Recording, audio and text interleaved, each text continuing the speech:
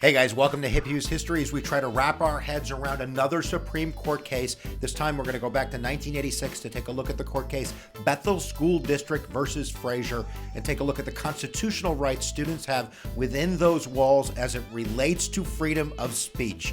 If those walls could talk. But the Supreme Court certainly is going to talk right here, so why don't we go giddy up for the learning and go see if we can't get her done right now.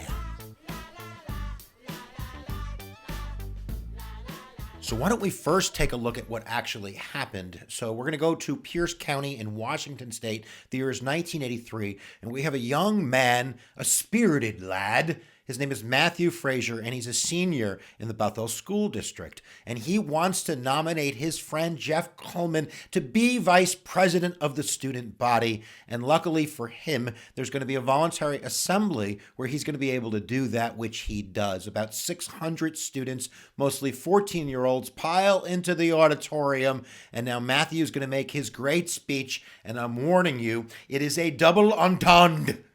And yes, I had to look up how to say that word, and I still messed it up. But you're going to know what I mean in a second. And here is his speech. I warn you, if you're easily offended, teachers, you might want to skip this part.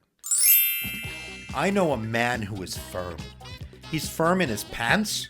He's firm in his shirt. His character is firm, but most of all, his belief in you, the students of Bethel, is firm.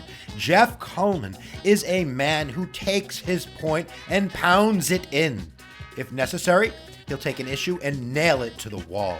He doesn't attack things in spurts. He drives hard, pushing and pushing until finally he succeeds. Jeff is a man who will go to the very end, even the climax for each and every one of you. So please, vote for Jeff Coleman, as he'll never come between us and the best our school can be.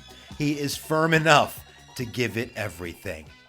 Awkward, and it certainly was awkward in the auditorium. Guidance counselors reported that students were embarrassed. Some students were mimicking the speech. Others were giving obscene hand gestures, but everybody knew in that room what Matthew Fraser was referring to, including administration. So he's going to be called down to the office, and he is going to be given a 3-day suspension. A 3-day suspension and also a ban from speaking at the school's graduation, which he had planned on doing. So he is basically told that he has violated the school conduct policy, that any type of behavior that substantially interferes with students' education, including the use of obscenity, whether it's in language or gesture, is going to be a problem. And furthermore, Matthew had shown his speech to a few teachers, and they warned him. They said, "Not a good idea, Matthew. You're going to get in trouble." So he does get in trouble. He takes the 3-day suspension. He actually admitted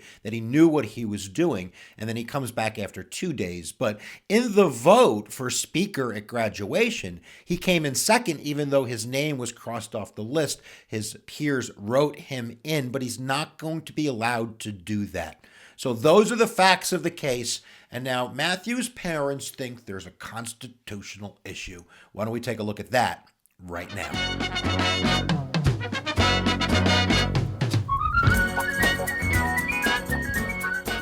So they're going to sue the school district based on the idea that Matthew's First Amendment freedom of speech was violated, not only by getting in trouble for giving that speech, but also because he was banned from speaking at his future graduation. So they bring in the 14th Amendment. No state shall deny its citizens all this life and liberty stuff without due process. Matthew wasn't given due process, so therefore this is an unconstitutional act by the school, and they win the district court case. They win the appeal, and he is awarded monetary damages for this slighted liberty that the school district has given him.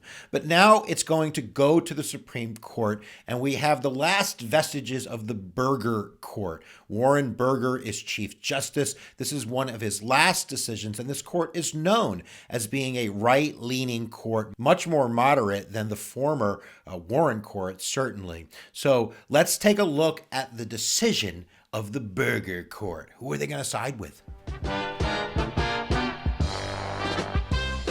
They're going to side with the school big time. Now, they bring up the idea of Tinker, and we all should say it out loud. Tinker versus Des Moines, 1969. This is a court case that students won, but they were wearing armbands. That was symbolic freedom of speech, their opposition to the Vietnam War. Students have that right. But the court says that this is different. And while we do grant adults the ability to use offensive language in terms of communicating ideas, certainly we don't expect schools to give students that same latitude because they're on a mission. Not only are they on an academic mission, but they're on a value mission. And the school student discipline policy was very clear that any obscene language was going to come with a consequence. And he knew that. They say, Matthew, you knew that.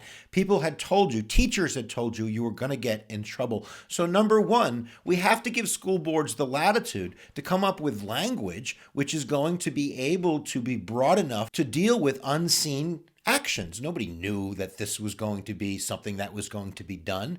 Berger says that criminal code is one thing. You have to be detailed in the criminal code. But when it comes to school code, we can have more broad language to give schools the ability to deal with these unseen actions that students are going to do. And in terms of the 14th Amendment and due process, that's poppycock, hogwash. You knew exactly that using obscenity, and you knew this was obscene, was going to have consequences, and you were told by teachers. You bringing up this idea that your liberty was somehow stomped on is just nonsense. So this is a huge win for schools across the country and their ability to regulate student conduct as it relates to freedom of speech in school. So if you want to say something and you're going to think this is my freedom of speech and it's going to be racy or dicey or offensive, the school's going to have the ability to crack down on you. Now, not all of the judges are thrilled with this decision. We do have Thurgood Marshall and John Paul Stevens that are going to write a dissent